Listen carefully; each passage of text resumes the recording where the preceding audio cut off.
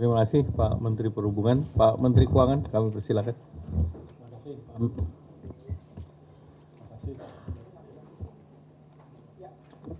Terima kasih Pak Menko. Mungkin saya pendek aja, karena semuanya sudah disampaikan oleh Pak Menko tadi. Jadi informasi dari saya nggak ada yang baru.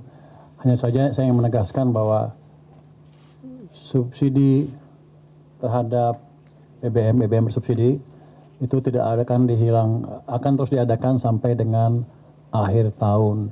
Jadi waktu kita exercise, saya sudah exercise dengan harga minyak dunia rata-rata $100 per barel sampai akhir tahun, dengan exercise yang lain, pemotongan di sana sini, pengamatan di sana sini, kita bisa pastikan defisitnya masih di sekitar 2,9% di sekitar situ. Jadi ingin menegaskan lagi bahwa harga BBM bersubsidi tidak akan naik sampai akhir tahun dan anggaran saya cukup. Kalau kepepet gimana? Misalnya harganya lebih tinggi lagi, saya nggak terkendali misalnya. Selama suplainya ada, kita masih punya bantalan uang sebesar 420 triliun rupiah yang sekarang dalam bentuk sisa anggaran lebih atau saldo.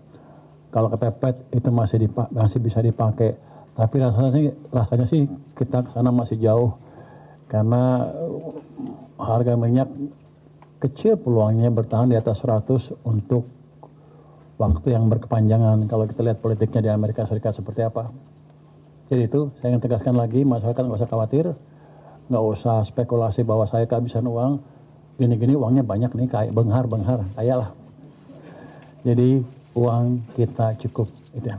Jadi setiap kebijakan yang diberikan tadi tentu ada konsekuensi biayanya ke kami dan kami sudah hitung cukup. Mungkin. Baik, terima kasih. Teman-teman media ada yang ingin bertanya? Silakan. Silakan Mas. Terima kasih. Saya Kris Wibisana Pak dari Suar. Ingin bertanya Pak, dengan memotong bea masuk sampai 0% itu apakah ada penurunan dalam penerima kepabeanan nantinya, dan itu berapa besar dampaknya dari bea masuk suku cadang ini Pak? Terima kasih. 500 miliar tadi saya sudah sampaikan. 500 miliar. Ya. Baik, ada lagi? Silakan depan Ibu baju putih. Selamat sore Pak, saya Eva dari Harian Kompas. Yang pertama untuk Pak Menhub Pak, harga aftur yang sudah naik lebih dari 70% memang fuel surcharge akhirnya disesuaikan. Tapi kira-kira sejauh apa pemerintah mempertimbangkan akan menaikkan harga TBA Pak? Mengingat Inaka sudah minta ini dari jauh-jauh hari. Fuel surcharge kan berdasarkan TBA juga Pak yang sudah ditetapkan sejak 2019, sedangkan harga minyak berfluktuasi terus. Nah kemudian Pak untuk Pak Pur, soal realisasi belanja awal tahun yang melonjak 31,4%, belanja mana yang paling dominan mendorong kenaikan Pak? Kemudian apakah ada risiko penurunan kualitas belanja karena percepatan? Kemudian terakhir untuk Pak Erlangga, setelah ada tambahan likuiditas ke Bank BUMN, apakah sudah terlihat peningkatan kredit ke sektor produktif, bukan konsumsi? Terima kasih. Silakan Pak Menhub. Baik, terima kasih Mbak Eva. Sebagaimana tadi saya sampaikan bahwa penetapan fuel surcharge berdasarkan hasil pembicaraan kami dengan airlines.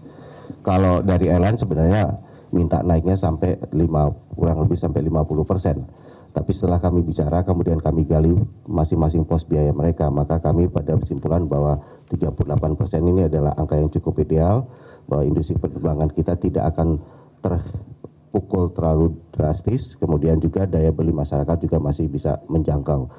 Jadi berkaitan dengan TBA memang salah satu komponen adalah aftur dan juga kurs, kemudian juga ada biaya maintenance. Nah, sebagaimana tadi disampaikan bahwa dengan pemberlakuan pemberlakuan bea masuk untuk suku cadang atau spare part, diharapkan in the long run dalam jangka menengah itu akan mengurangi juga biaya-biaya yang dikeluarkan oleh airlines. Jadi berkaitan dengan TBA, kita sepakat bahwa untuk menunda pembicaraan TBA yang kita lakukan terlebih dahulu bagaimana kita menyesuaikan harga tiket berdasarkan kenaikan harga aftur yang terjadi di global market.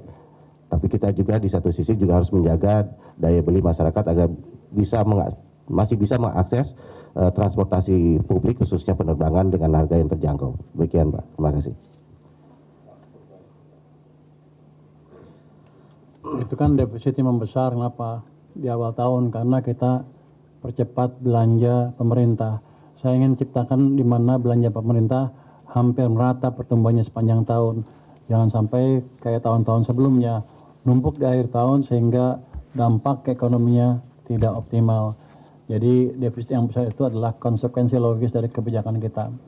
Yang mana yang paling besar ya Anda tahu ada berapa, sebetulnya hampir merata, tapi yang menonjol ya BGN lah karena emang anggarannya besar. Itu untuk kualitasnya ke depan akan seperti apa? Ya kita akan monitor terus dari waktu ke waktu. Jadi saya akan lihat kalau belanjanya yang ngawur-ngawuran kan pasti ada tuh. Nanti kita kasih peringatan ke kementerian lembaga terkait, dan kalau akan diteruskan kita bisa kasih peringatan bahwa yang ini nggak akan saya bayar. Saya bisa begitu rupanya. Dan sudah kita lakukan di tahun 2025 kemarin sehingga belanja lebih terkontrol. Kalau Anda lihat dari defisit APBN kan waktu itu kita umumkan di 2,91% ya tahun 2025. Ternyata ada indikasi sekarang defisitnya lebih bagus dari segitu. Mungkin di kisaran 2,8%, sekarang lagi diaudit oleh BPK, tapi kelihatannya ke sana. Jadi kondisi anggaran kita tidak seburuk yang kita duga sebelumnya. Dan yang paling penting adalah dengan defisit yang masih terjaga pada waktu itu, kita bisa menciptakan pembalikan arah ekonomi. Kan di triwulan keempat tumbuhnya 5,39. Sekarang katanya bisa lebih dari itu, mudah-mudahan lebih di atas 5,5%. Kalau lihat angka-angka yang ada di perekonomian, sepertinya bisa di atas 5,5%. Jadi kalau ekonominya bagus, pendapatan saya bagus, nanti uang yang saya bagi ke kementerian lembaga juga lebih konsisten, bisa lebih banyak sedikit, harusnya ekonomi kita akan membaik terus ke depan. Kenapa bisa begitu? Karena kita jaga private sector untuk tumbuh lebih baik. Jadi Anda jangan lihat ekonomi cuman pemerintah aja. 90%-nya private sector, dan kami dengan Pak Bakti sudah memastikan kondisi investasi berjalan dengan baik dengan tim debottlenecking yang kita jalankan dengan Pak Menko juga, supaya iklim berinvestasi di sini lebih bagus lagi. Jadi seandainya saya nggak, let's say misalkan saya nggak bisa ekspansi habis-habisan pun, selama saya bisa jaga sektor private-nya tumbuh dengan baik, ke depan ekonomi akan terus membaik. Jelajahi cara baru mendapatkan informasi. Download Metro TV Extend sekarang.